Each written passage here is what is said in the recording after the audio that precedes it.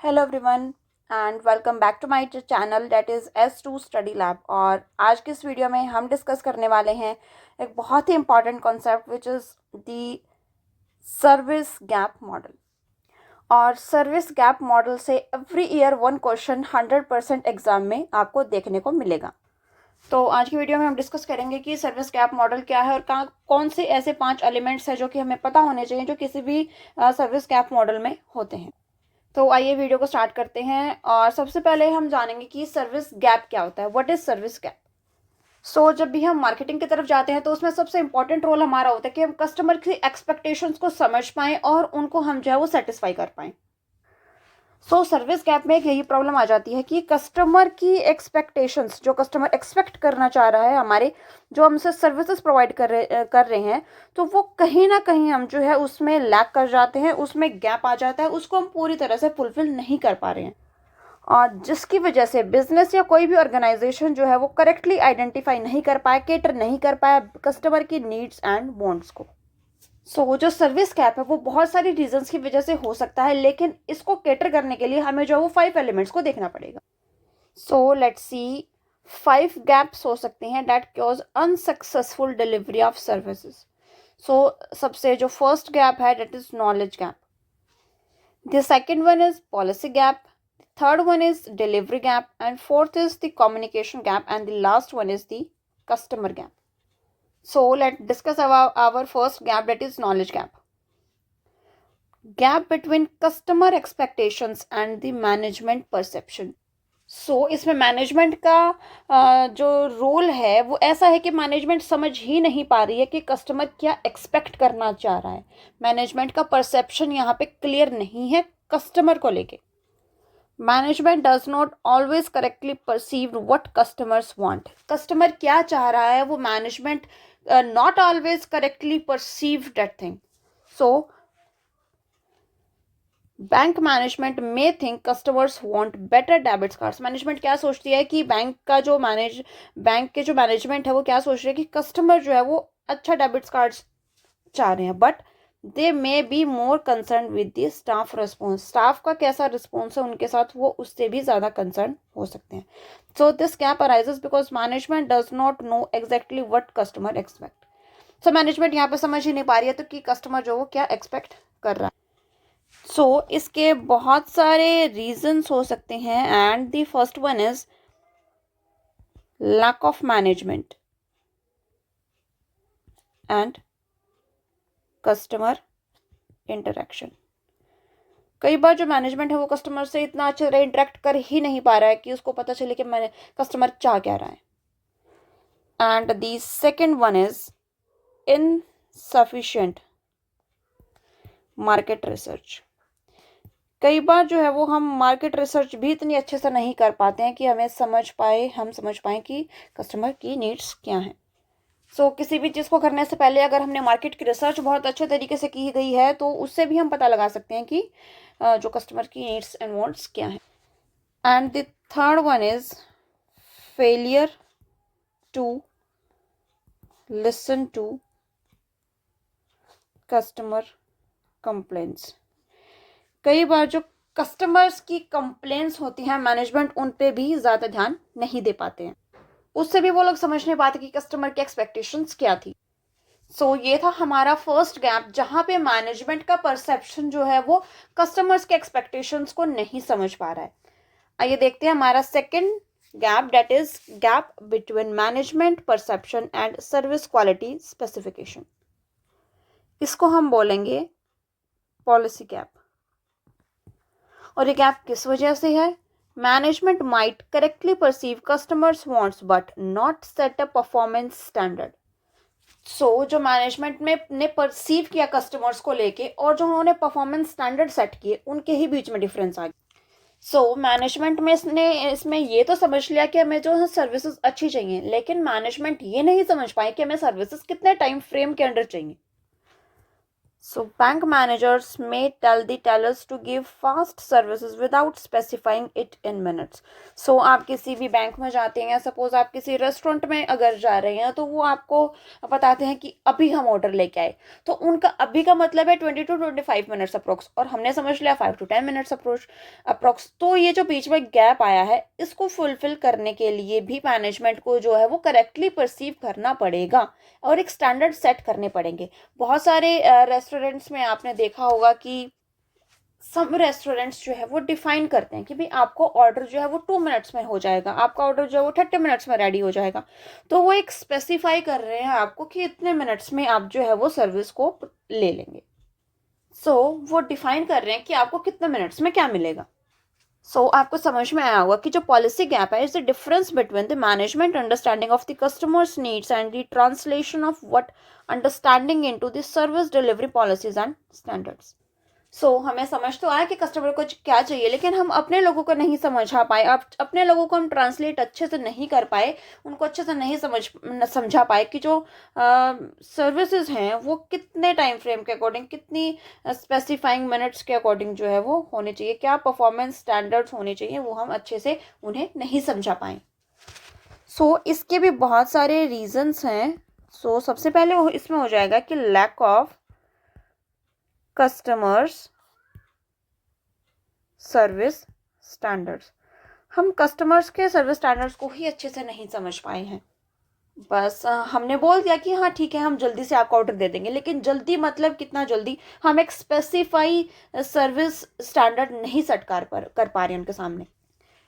And the second one is poorly defined service levels. इसमें हम service के levels को अच्छी तरह से नहीं डिफाइन कर पाए। दी third gap is gap between service quality specifications and service delivery. This is the delivery gap. Employee might be poorly trained and incapable of unwilling to meet the standards. They may be held to conflicting standards such as taking time to listen to customers and service them fast. इस gap में क्या होता है कि suppose आपके manager ने आपको command दे दी कि आप जो है वो ऑर्डर फास्टली लेके आओ, आप 10 मिनट्स में ऑर्डर लेके आओ, लेकिन आपको आपके मैनेजर ने ट्रेंड नहीं किया कि 10 मिनट्स के अंदर आप वो चीज़ों को कैसे कवर करेंगे। एम्प्लॉयज़ की ट्रेनिंग अच्छे से नहीं हो पाई, तो जिस वजह से वो है वो इनकैपेबल हो गए या अनविलिंग हो गए स्टैंडर्ड्स को मीट करने में। इसमें एम्प्लॉयज़ खुद ही अनविलिंग है स्टैंडर्ड्स को मीट करने के में, इसीलिए जो है वो स्टैंडर्ड सेट होने के बाद भी आपको जो है वो सर्विस फास्ट नहीं मिल पाई। The gap is the difference between the service delivery policies and standards and the actual delivery of the services. इसमें स्टैंडर्ड सेट होने के बाद भी आपको जो है वो डिलीवरी अच्छे से नहीं मिल पाई। इसके बेसिकली रीजंस क्या हो सकते हैं, ये देखते हैं। The first one is employ lack of knowledge of the product की नॉलेज ही नहीं है एम्प्लॉय को कि कितने टाइम फ्रेम वर्क में कैसे डिलीवरी करनी है, कैसे काम करना है, उसको नॉलेज ही नहीं है इस रिगार्डिंग। या फिर जो सेकंड रीजन हमारा हो सकता है, lack of cohesive team work to deliver the product और सर्विस। या फिर इसमें यह भी हो सकता है कि एम्प्लॉयज़ के बीच में आपस में ही उनका कोऑर्डिनेशन नहीं है। सपोज किसी ने ऑर्डर ले लिया और वो अंदर जाके किचन में ही नहीं बता पाया कि ऑर्डर मिला है या क्या प्रिपेयर करना है, तो ये भी एक रीज़न हो सकता है। अगर आपस में ही कोऑर्डिनेशन नहीं होगा तो सर्विस स्टैंडर्ड पॉलिसीज़ के बावजूद भी जो है वो गैप आएगा ही। आइए फोर्थ गैप देखते हैं, that is gap between the service delivery and the external communication. इसको हम communication gap भी बोलते हैं।